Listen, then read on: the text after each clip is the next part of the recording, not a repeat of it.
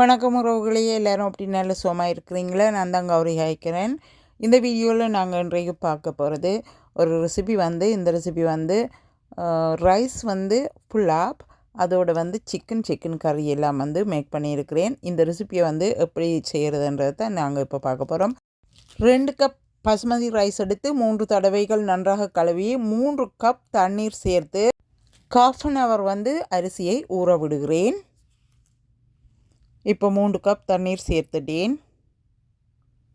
இப்போ ஒரு சைட்டாக வச்சுட்டு இப்போ இந்த ரைஸ் குக் பண்ணுறதுக்கு 2 ஒனியன் எடுத்துருக்கிறேன். ஒரு தக்காளி பழம், கொஞ்சம் கறிவேப்பிலை, ஒனியனை ஸ்லைஸ் பண்ணி எடுத்துருக்கிறேன். அதோடு ஜிஞ்சர் கார்லிக் பேஸ்ட், முக்கியமாக நெய் தேவை, நெய் எடுத்துருக்கிறேன். தக்காளி பழத்தையும் கறி லீஃபையும் பேஸ்ட்டாக அடித்து எடுத்துருக்கிறேன். கொஞ்சம் கொஞ்சம் தண்ணீர் சேர்த்து இப்போ 1.5 டேபிள் ஸ்பூன் நெய் சேர்த்து கொள்ளுகிறேன். இன்னும் 1/2 டேபிள் ஸ்பூன் சேர்த்துருக்கிறேன். நெய் சூடானதும் கட் பண்ணி வைத்திருக்கிற ஒனியனை சேர்த்து 1/2 டேபிள் ஸ்பூன் உப்பும் சேர்த்து ஒனியனை வதங்க விடுகிறேன். 2 மினிட்ஸ் ஒனியனை வதங்க விட்டுட்டு இப்போ நான் மூடிட்டு வதங்க விட்டுருக்கிறேன். இப்போ ஓப்பன் பண்ணுகிறேன் பாருங்க. இப்போ 1 tablespoon ginger garlic paste, 2 tablespoon masala powder வெந்தயம், ரெட் சில்லி, இந்த 2 சேர்க்கையில் கறி லீஃப் சேர்த்துருக்கிறேன். ஏலக்காய், கிராம்பு, பட்டை, பெருஞ்சீரகம், க்ளவ், இப்படி எல்லா ஸ்பைசஸும் சேர்த்துருக்கிறேன். அன்னாசி ஃப்ளவர்லேருந்து எல்லாம் சேர்த்துருக்கிறேன்.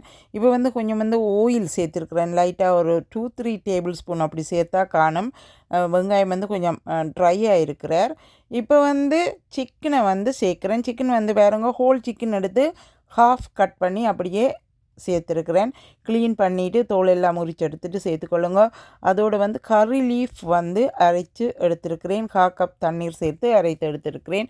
அதே மாதிரி தக்காளி பழம் 1/4 கப் தண்ணீர் சேர்த்து அரைத்து எடுத்துருக்கிறேன். இப்போ உப்பு சேர்க்கையில் நான் ஏற்கனவே வெங்காயத்துக்கு 1/2 டேபிள் ஸ்பூன் சேர்த்துருக்கிறபடினால இப்போ மூடிட்டு குக் பண்ண விடுவோம். இது தண்டூரி சிக்கன் செய்கிறதுக்கு மசாலா ரெடி பண்ணியிருக்கிறேன். கறி பவுடர், மசாலா பவுடர், ஜோக்கெட், ஜிஞ்சர் கார்லிக் பேஸ்ட், உப்பு, சிறிதளவு கலரிங் சேர்த்துருக்கிறேன். அவ்வளவுதான். இப்போ பேஸ்ட்டை ரெடியாக்கிட்டேன். இனி இது சிக்கன் கறி ஒன்று மேக் பண்ணுறதுக்கு இப்போ ஒனியன், தக்காளி பழத்துலேருந்து இப்போ இங்காளி அடுப்பில் ஒரு சிக்கன் கறி மேக் பண்ண போகிறேன். அதற்கு இங்கால ரெடி பண்ணி கொண்டு இருக்கிறேன். இந்த ரெசிபி நான் ஃபுல்லாக உங்களுக்கு தரவில்லை. இது சைட்டாக சிக்கன் கறி மேக் பண்ணுறேன். இந்த பாருங்க எப்படி இருக்கிறேன். நார்மலாக ஒரு கறி மேக் பண்ணுற மாதிரி மேக் பண்ணுறேன். இப்போ சிக்கனை ஓப்பன் பண்ணி எடுக்கிறேன் பாருங்கள். சிக்கனை வெளியில் தூக்கி எடுக்க போகிறேன். 20 மினிட்ஸுக்கிட்ட சிக்கன் ஆல்ரெடி குக் பண்ணி தான் வெளியில் எடுக்கிறேன். இப்போ சிக்கன் பீசஸை மசாலாவில் நல்லா மிக்ஸ் பண்ணி எடுக்க சரியாக இருப்பார். அதுக்கு பிறகு தான் பேக் பண்ணி எடுக்க போகிறேன். இப்போ ஏற்கனவே நான் ஊற விட்டிருக்கிற ரைஸை அப்படியே தண்ணியோட அந்த சிக்கன் பேஸ்ட்டுக்குள்ளே சேர்த்துக்கொள்ளுகிறேன். 2 சுண்டு அரிசிக்கு 3 சுண்டு தண்ணி எக்ஸாக்ட்லி சேம் கப்பால் எடுக்க வேணும். சிக்கன் அவித்து எடுத்த தண்ணீர் 1/4 கப் இருக்கிறபடினால இப்போ ரைஸ் எல்லாம் சேர்த்தாச்சு. ஹை ஹீட், மீடியம், லோ ஹீட்டில் விட்டு குக் பண்ணி எடுக்க வேணும். தண்டூரி சிக்கனை பேக் பண்ணி எடுக்க போகிறேன். இப்போ காய்ச்சி வச்சுருக்கிற சிக்கன் கறியை பார்ப்போம்பாங்க. பாருங்கள் எப்படி இருக்கிற சிக்கன் கறி. அந்த மாதிரி ரெடி ஆகிட்டார் சிக்கன் கறி. இந்த கறி எல்லாத்துக்கும் நான் என்னுடைய சொந்த கறி பவுடர்ஸ் தான் நான் பாவிக்கிறேன். நான் கடைகளில் வாங்குறது ஒன்றுமே பாவிக்கிறதில்ல. கடைசியில் கொஞ்சம் தேசிக்காய் புளி சேர்த்துக்கொள்ளுகிறேன். இப்போ ரைஸை பார்ப்போம்பாங்க. ரைஸ் ரெடி ஆகிட்டார். எப்படி ரைஸ் குக் பண்ணப்பட்டு இருக்கிறார் ரெண்டு பாருங்க.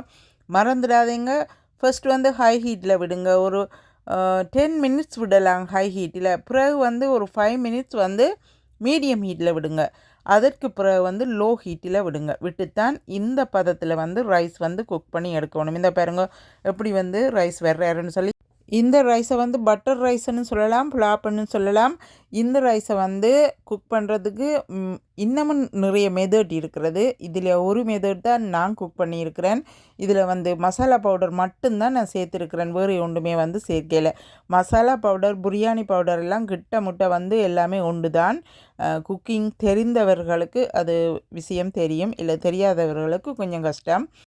மற்றபடி பெரிதாக ஒன்றும் வித்தியாசம் இருக்காது. இப்போ பாருங்கள், சிக்கன் எல்லாம் பேக் பண்ணி வைத்திருக்கிறேன். எப்படி இருக்கிற ரெண்டு பாருங்க. பிடித்திருந்தால் லைக் பண்ணுங்கள், ஷேர் பண்ணுங்கள், சப்ஸ்கிரைப் பண்ணுங்கள்.